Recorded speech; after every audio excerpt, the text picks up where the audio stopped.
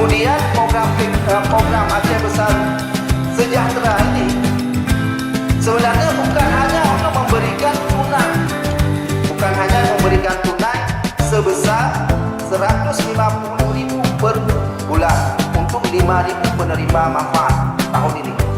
Kita inginkan bahwa semua program-program pengentasan kemiskinan itu terintegrasi, baik itu pemberdayaan ekonomi, baik itu adalah pembuatan rumah tidak layak huni, baik itu adalah juga untuk bantuan, dan juga tadi ada bantuan modal, bantuan tunai dan sebagainya.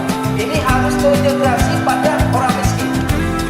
Kita Aceh Besar sudah berapa ribu kita membuat rumah, tapi belum juga menyentuh rumah-rumah masyarakat miskin.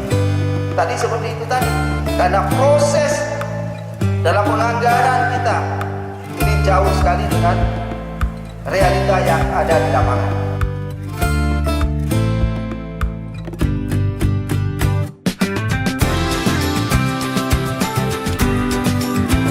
Kita tidak memanjakan mereka, tapi memang mereka itu adalah kebutuhan pokoknya kita.